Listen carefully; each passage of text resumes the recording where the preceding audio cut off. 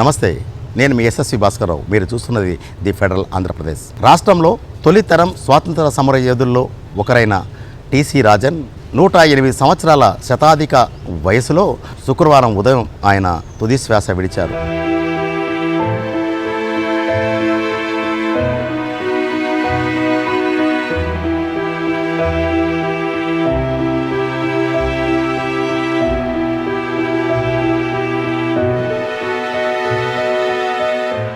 పలమనేరు నియోజకవర్గం నుంచి స్వతంత్ర పార్టీ అభ్యర్థిగా 1967వ సంవత్సరంలో ఆయన ఎమ్మెల్యేగా గెలిచారు.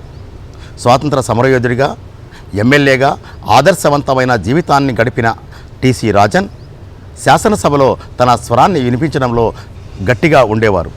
ఇదే సందర్భంలో శాసనసభలో ఎమ్మెల్యేలకు పెన్షన్ ఇవ్వాలనే బిల్లు వచ్చినప్పుడు దీనిని ఆయన వ్యతిరేకించారు. ప్రజాసేవకు చేయడానికి వచ్చిన వారికి పెన్షన్ ఎందుకని కూడా ఆయన ప్రశ్నించి ఆ బిల్లును ఈయన ఒక్కరే వ్యతిరేకించారు.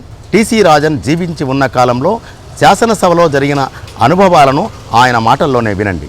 ఎమ్మెల్యేలకు పెన్షన్ ఇవ్వాలనే బిల్లు వచ్చినప్పుడు నేను ఒక్కడే దాన్ని వ్యతిరేకించిన. డబ్బున్న వాళ్ళే ఎమ్మెల్యేలు అవుతూ ఉంటారు, మాకు పెన్షన్ అనేది అసందర్భంగా ఉంది, దీన్ని ఇవ్వకూడదు అన్య. కానీ నన్ను ఎవరూ సమర్థించలేదు కాబట్టి అది పాస్ అయిపోయింది, ఆ పెన్షన్ వస్తూ ఉంది. పలమనేరు మాజీ ఎమ్మెల్యే స్వాతంత్ర సమరయోధులు ఠానేదార్ చినరాజన్ పలమనేరు నియోజకవర్గం పెద్దపంజాని మండలం రాయలపేటలో 1918 సెప్టెంబర్ 11వ తేదీన జన్మించారు. ఈయన భార్య భద్రాంబ న్యాయవాదిగా, న్యాయమూర్తిగా పనిచేసి కొంతకాలం కిందటే ఆమె క్యాన్సర్తో తుదిశ్వాస విడిచారు. వీరికి 4 సంతానం ఉంటే 1967లో పలమనేరు ఎమ్మెల్యేగా స్వతంత్ర పార్టీ తరపున టీసీ రాజన్ గెలుపొందారు. సమస్యలపై శాసనసభలో పోరాడే మంచి వక్తగా కూడా ఆయన పేరు సంపాదించుకున్నారు.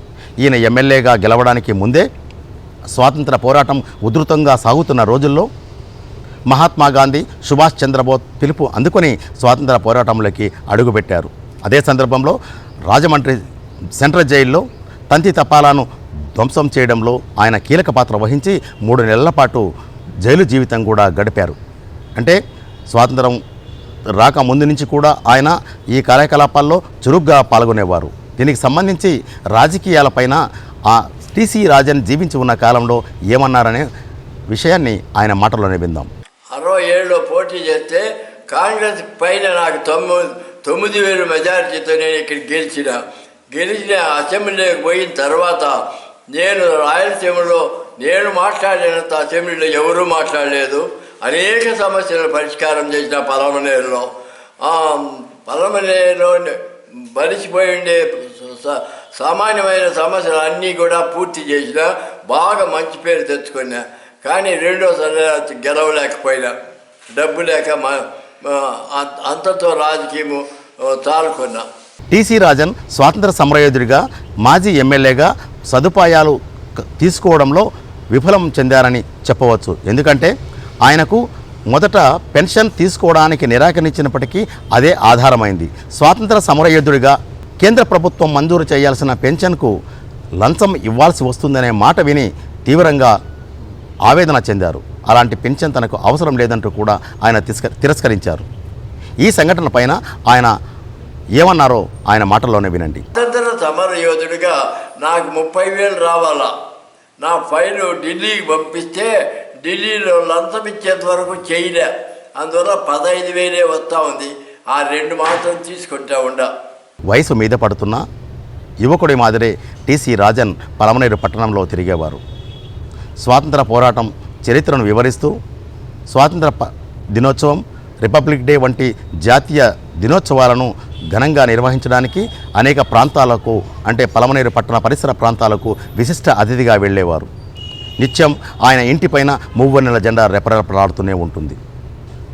ఖద్దరు పంచె, జుబ్బా ధరించి, అది కూడా ఏమాత్రం మడత నలగకుండా ఊతకర్ర సాయంతో నడిచి వెళ్ళే టీసీ రాజన్ వెంట ఆయన సంపాదించుకున్న అభిమానులు అనుసరించేవారు. అదే క్రమంలో ఆయన ఆదర్శవంతమైన జీవితం గడుపుతూనే అద్దె గదిలోనే జీవించారు. ఇది టీసీ రాజన్ ఆదర్శ జీవితానికి మచ్చుతునుకలు లాంటి కొన్ని సంఘటనలు మాత్రమే. రాయలసీమ ప్రాంతంలో ధర్మవరం నుంచి గెలుపొందిన నాగిరెడ్డి కావచ్చు, లేదంటే అంతకుముందు చిత్తూరు జిల్లా రొంపిచెల నియోజకవర్గం నుంచి విజయం సాధించిన మొఘల్ సైఫుల్లా బేగ్ రాయలసీమ బోర్డు చైర్మన్గా కూడా పనిచేశారు. రాయలసీమ బోర్డు చైర్మన్గా పనిచేసే కాలంలో మొఘల్ సైఫుల్లా బేగ్ తన ఆస్తులతో పాటు వైద్య వృత్తి అంటే ఆయుర్వేద వైద్యం ద్వారా సంపాదించిన సొమ్మును కూడా ప్రజా సంక్షేమానికే వినియోగించారు. అదే వాటిలో టీసీ రాజన్ కూడా తనకు వస్తున్న పింఛన్ను తను జీవించడానికే కాకుండా చిన్న చితక పనులు చేయడానికి అలాగే దానాలు చేయడానికే పరిమితమయ్యారు మినహా ఆ సొమ్మును కూడా స్వప్రయోజనాలకు వాడుకోలేదనేది పలమనేరు ప్రాంత వాసులు చెబుతున్నమాట. టీసీ రాజన్ మరణం పట్ల పలమనేరు ఎమ్మెల్యే అమర్నాథ్ రెడ్డి, మాజీ ఎమ్మెల్యే వెంకటేగౌడతో పాటు ఆ ప్రాంతంలోని విద్యా సంస్థల ప్రతినిధులు కూడా తీవ్ర సంతాపం వ్యక్తం చేశారు. వీడియో జర్నలిస్ట్ దినేష్ గునగలతో SSV Bhaskar Rao, federal correspondent, Palamaneru నుంచి.